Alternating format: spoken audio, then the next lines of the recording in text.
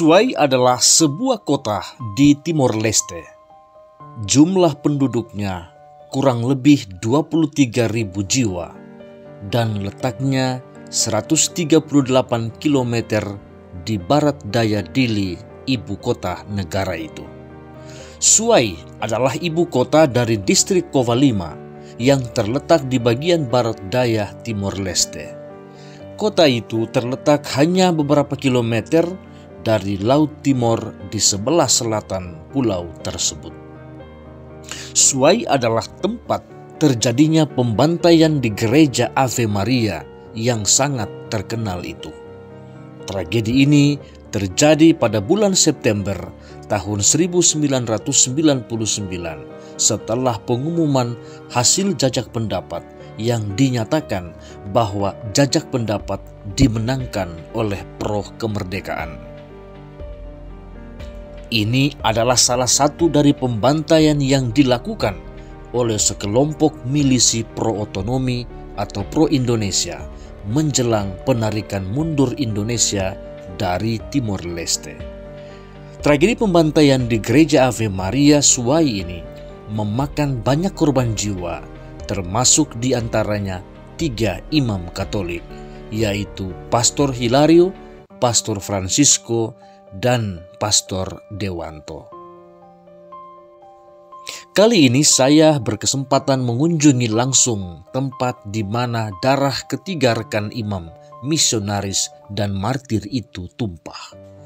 Raga mereka rubuh di sini dan kini dibuatkan monumen kecil sebagai peringatan bagi orang-orang yang berkunjung ke tempat ini bahwa darah ketiga imam itu harus ditumpahkan juga demi melindungi masyarakat sipil yang saat itu sedang berjuang untuk kemerdekaan negara Timor Leste.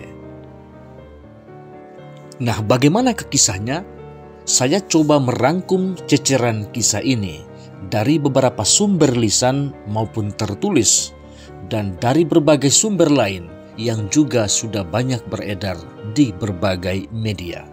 Mari kita simak bersama rangkuman kisahnya. Tapi sebelum itu, mari kita hening sejenak dan berdoa dalam hati masing-masing untuk menghormati para korban yang gugur dalam peristiwa berdarah ini. Secara khusus untuk ketiga abdi Allah, Pastor Hilario, Pastor Francisco, dan Pastor Dewanta. Saya sebenarnya tidak tega menarasikan kembali kisah pilu ini karena rasa kemanusiaan saya yang mana saya sendiri merasa betapa sadisnya peristiwa ini. Saya mohon maaf atas ketidaknyamanan semua pihak yang terlibat, terutama untuk keluarga besar dari para korban. Biarkanlah kisah ini tetap terkenang dan menjadi sejarah yang tersimpan dalam hati dan sanubari anak-anak bangsa ini untuk bergerak maju. Inti dari semuanya ini, saya mau katakan bahwa kita semua adalah saudara. Kadang persaudaraan itu retak oleh karena kepentingan tertentu, entah politik atau apapun itu. Mari kita saling merangkul dan hidup dalam kasih dan damai, meski pilihan politik kita berbeda. Salam dari Ruang Redaksi.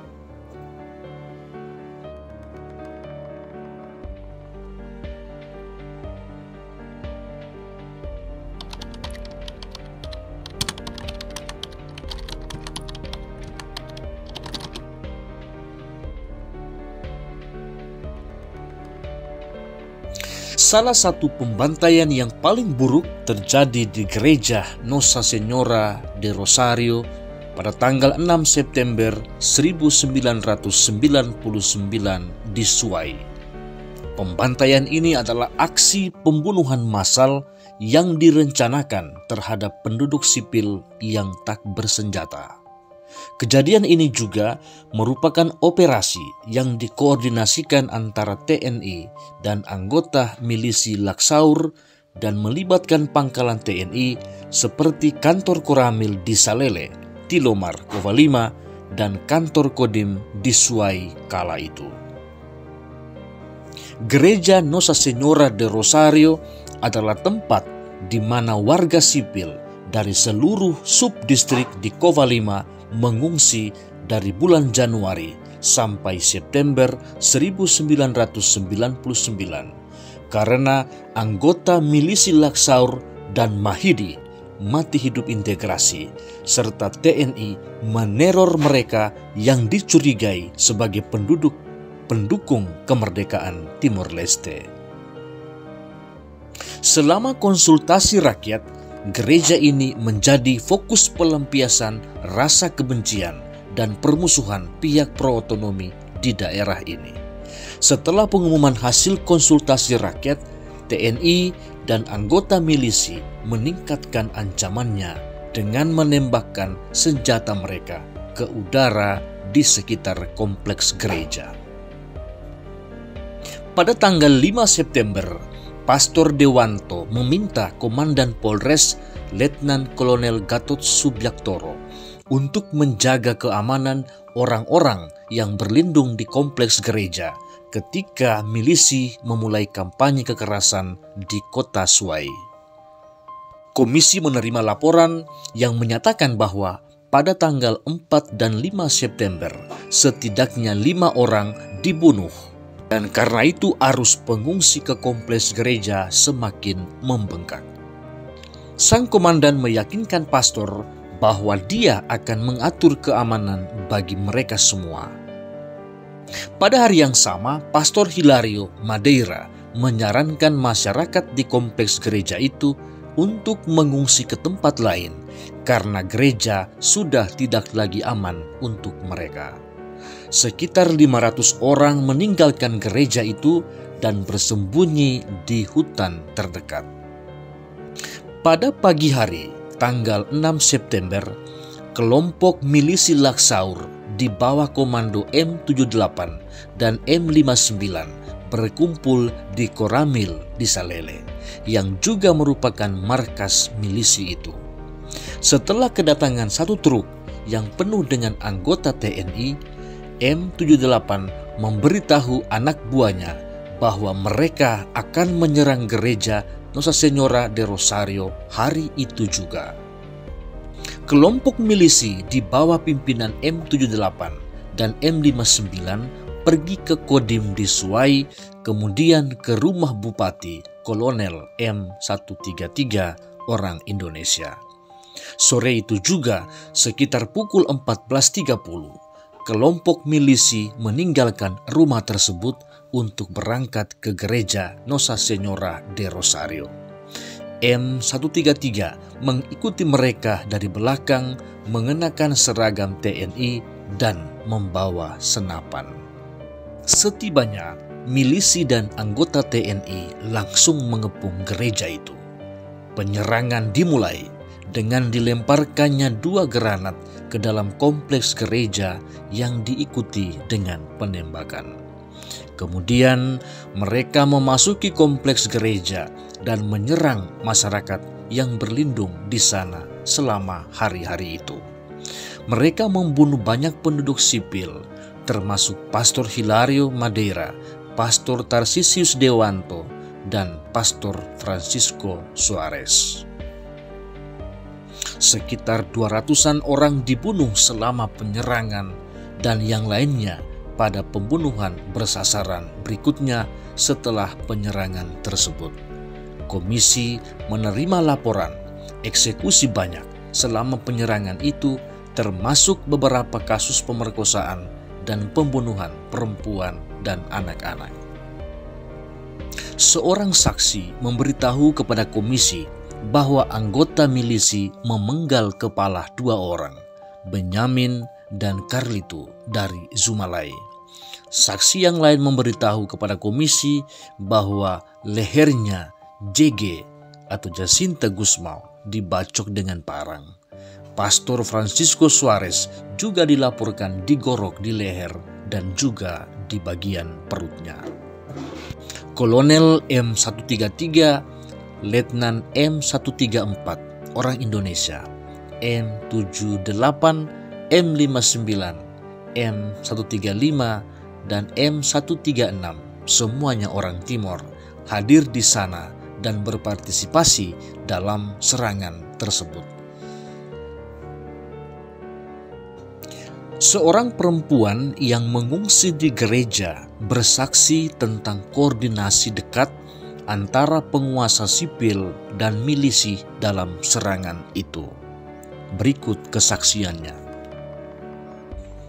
Pada bulan Maret 1999, seluruh keluarga saya meninggalkan rumah kami. Kami menyewa mikrolet yang membawa kami ke gereja Suai karena seorang prajurit bernama Alfonso Mau, AM, di Prada Kodim sering datang dan memata-matai rumah kami. Kami tinggal di gereja sampai bulan Agustus. Jumlah pasti korban mati dalam penyerangan ini tidak diketahui. Submisi OHCHR memberikan angka paling tidak 40. KPP HAM memberi perkiraan 50 orang dibunuh, sementara Yayasan HAK memberikan angka antara 50 sampai 200. Kurang lebih 27 mayat ditemukan di pekuburan massal di Timor Barat sekitar 22 November 1999 di bawah perintah KPP Hak Asasi Manusia. Setelah pemungutan suara, kami kembali ke gereja. Pada tanggal 6 September, gereja diserang oleh milisi. Suami saya lari ke hutan sehari sebelumnya. Saya di dalam kamar makan Pastor Hilario dengan ibu mertua saya dan ipar perempuan saya. Terjadi penembakan sejak jam 2 hingga 3 dini hari. Lalu Bupati M133 dan Kepala Desa Voholulik Tilomar M78 datang dan berkata, "Bunuh semua laki-laki saja, biarkan yang perempuan di depan kami."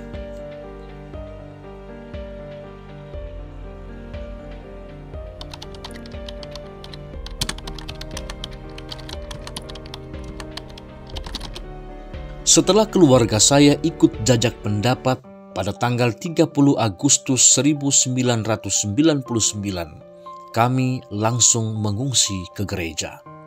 Pada waktu itu, Suai dikuasai oleh sebuah kelompok gabungan, yakni Milisi Laksaur dan Mahidi Mati Hidup Integrasi, TNI, dan kontingen polisi Lorosai.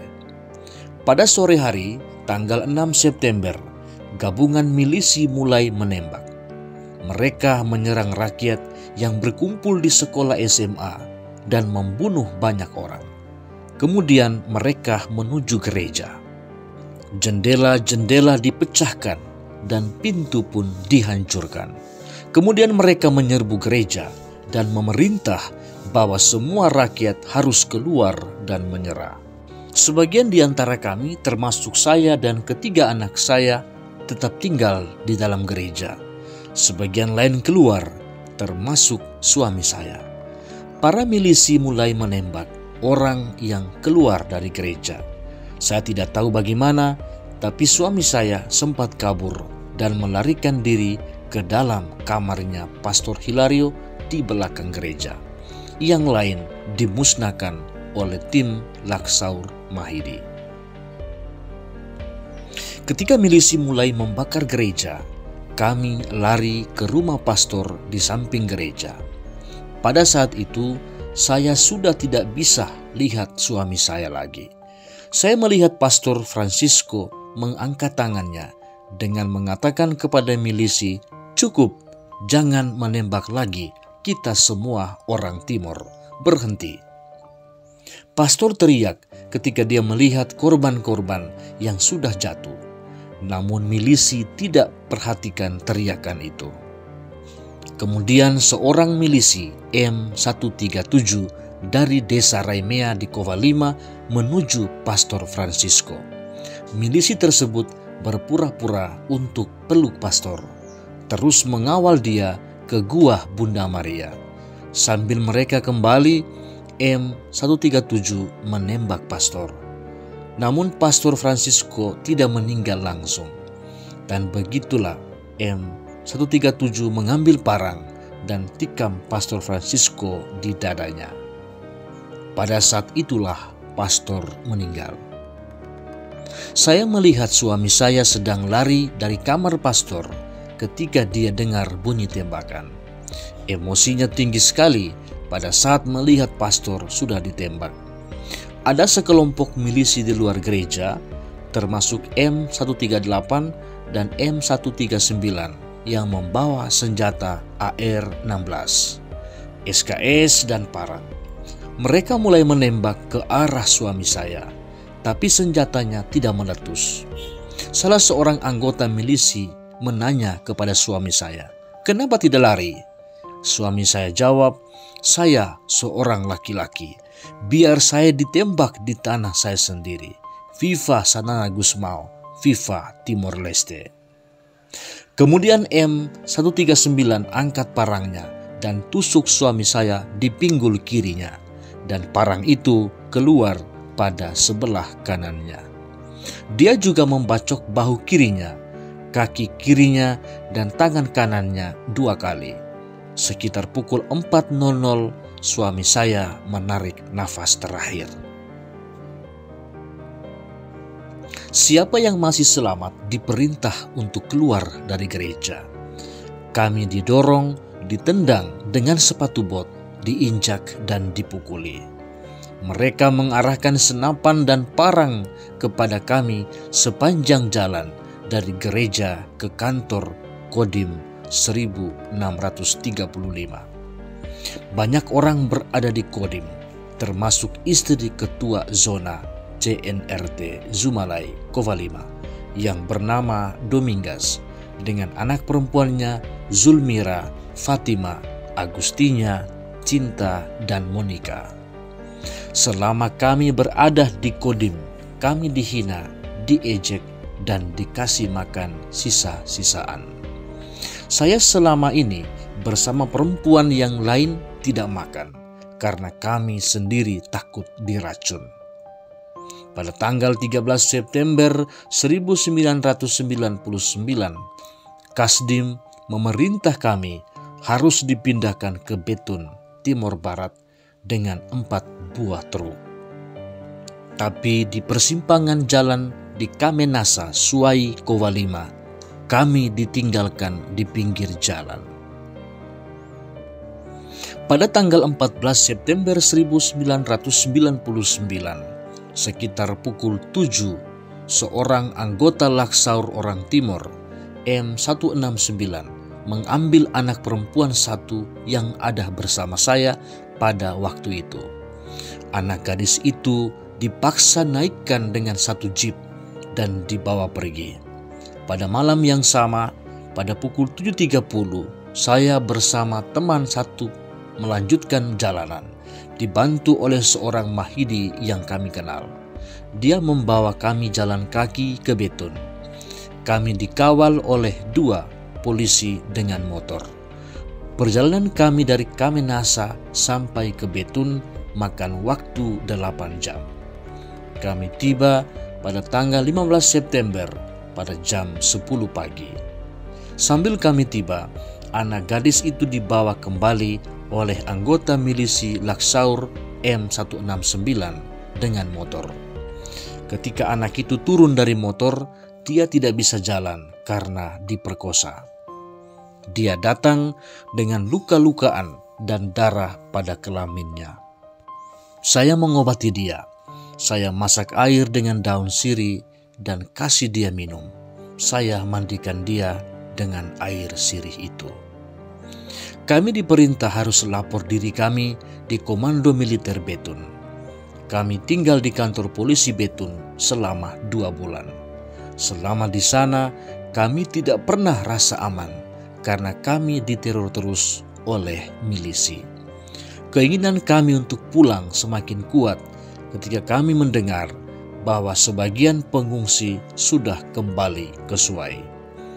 kami melarikan diri diam-diam dan kembali ke Suai pada 11 November 1999.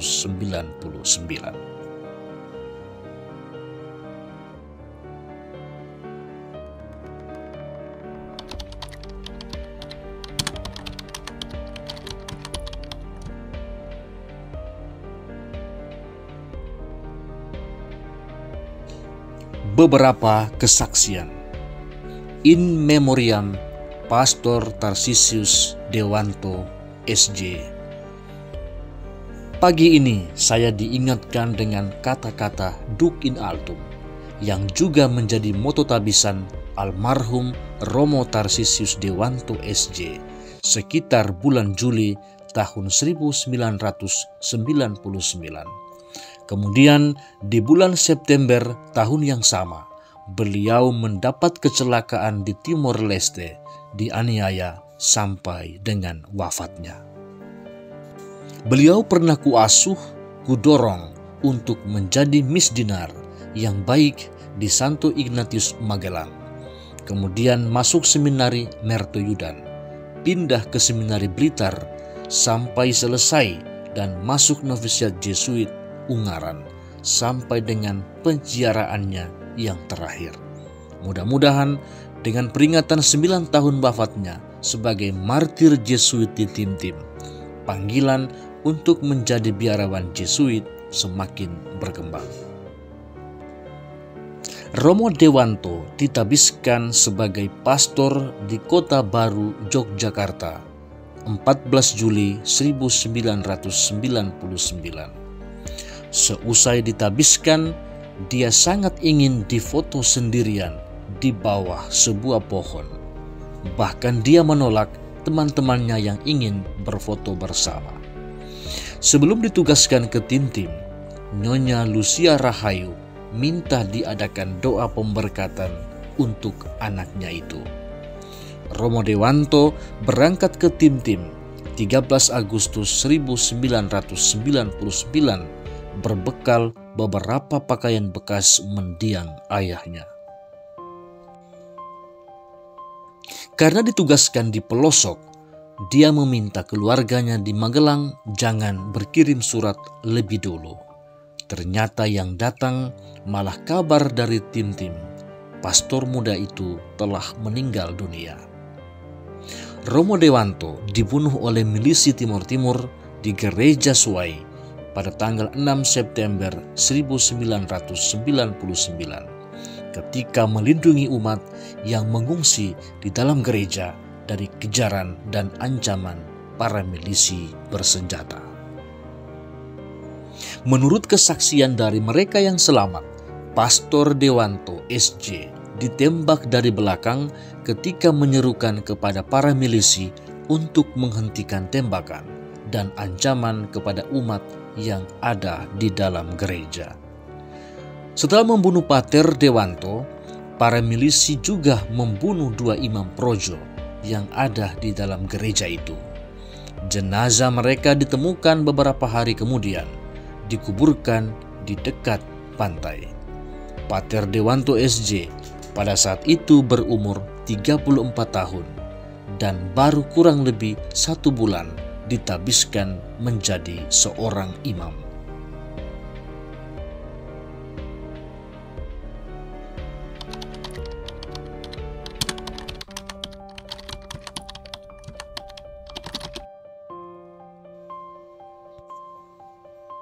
Romo Dewanto, martir bersama umat.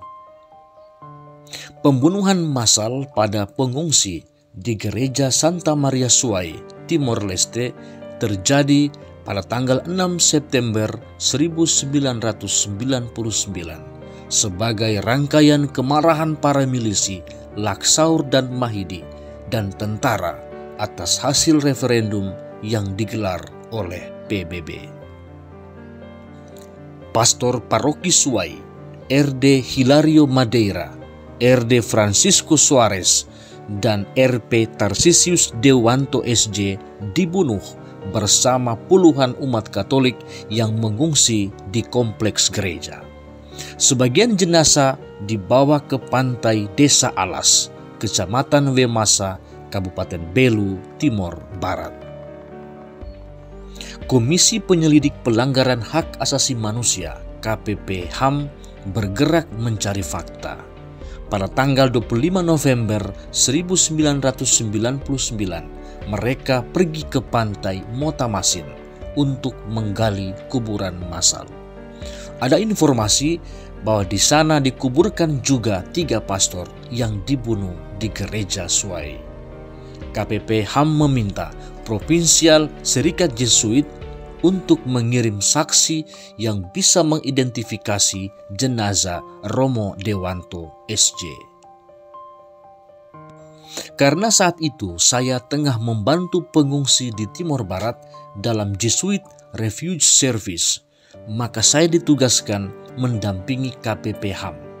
Saya mengajak Frater Y. Edi Mulyono SJ dan di lokasi ketemu dengan Romo Ageng Marwata SJ yang datang dari kota Dili. Situasi Timor Barat saat itu dikuasai oleh kaum milisi bersenjata. Rombongan KPP HAM berangkat pagi-pagi buta dengan pengawalan beberapa truk Brimob. Dalam rombongan itu ada Munir almarhum dari Kontras dan HS Dilon dari KPP HAM. Penggalian kuburan pertama yang berisi jenazah 3 pastor dilakukan oleh pasukan Brimob. Setelah penggalian sedalam 1 meter, terlihat ada tikar plastik. Munir langsung berkomentar bahwa tempat itu benar kuburan. Dan saat mulai terlihat tulang belulang, hati saya berdesir. Ah, Dek, panggilan saya ke almarhum Romo Dewanto, mengapa kamu mati begitu mengenaskan? Akhirnya 3 kerangka jenazah diletakkan berjajar. Wajah mereka tak bisa dikenali sama sekali. Mereka tidak mengenakan jubah seperti kesaksian orang yang berada dekat pastoran Suai saat itu. Mereka bersaksi ketiganya memakai jubah saat dieksekusi.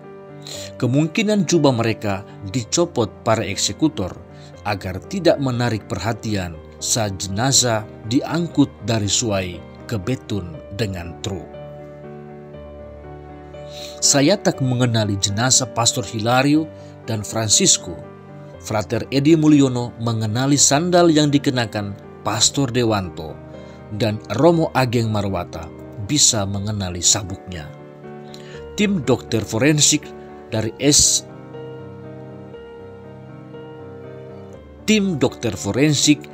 RSCM Jakarta membawa susunan gigi dari Rumah Sakit Pantirapi Yogyakarta.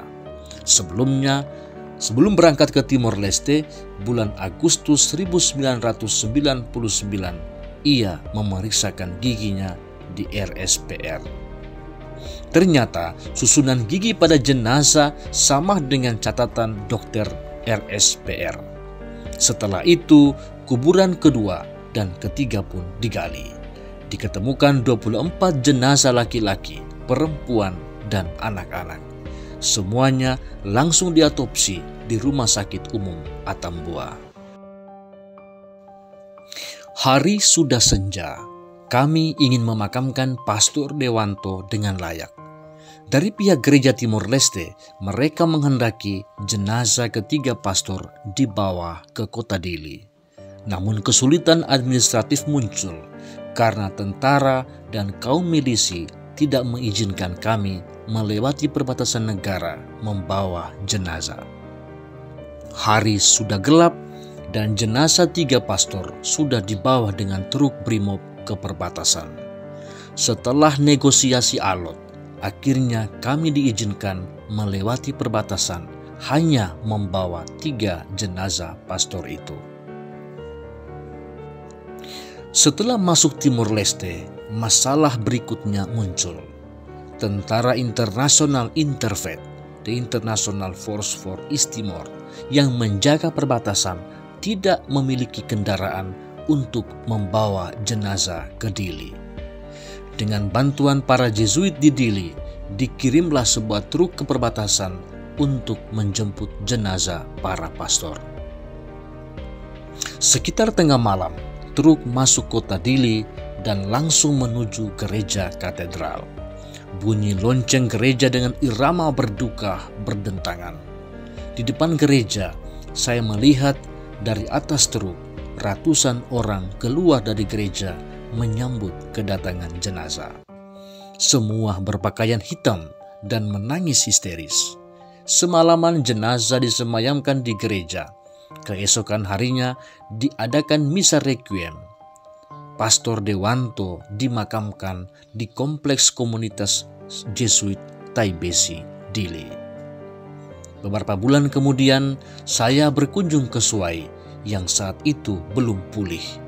Saya mendapat cerita dari beberapa orang perihal kematian Romo Dewanto. Banyak umat menyarankan agar ia pulang ke Jawa demi keselamatannya. Namun, Pastor Dewanto taat kepada atasannya dan bertahan pada tugasnya di Suai. Ia yakin bahwa tentara yang kebanyakan orang Jawa tidak akan membunuhnya sebagai sesama orang Jawa. Sekitar pukul 14.00, suasana Suai tidak terkontrol. Sekelompok orang menyerang gereja. Mereka membunuh para pengungsi. Pastor Dewanto keluar dari pastoran dengan mengenakan jubah. Ia menaikkan kedua tangannya seolah meminta mereka menghentikan penembakan. Seseorang mendekatinya dan memukul tengkuknya sampai meninggal. Dari otopsi memang tidak ditemukan proyektil peluru di jenazahnya. Beberapa tulang leher diidentifikasi retak parah. Pastor Dewanto telah menyerahkan hidupnya bagi orang-orang Timor Leste. Ia tetap berada bersama umatnya di Suai. Dia menunjukkan bahwa gereja tidak meninggalkan umatnya pada saat mengalami penganiayaan dan pembunuhan. Romo Dewanto solider bersama ribuan korban pembunuhan di Timor Leste.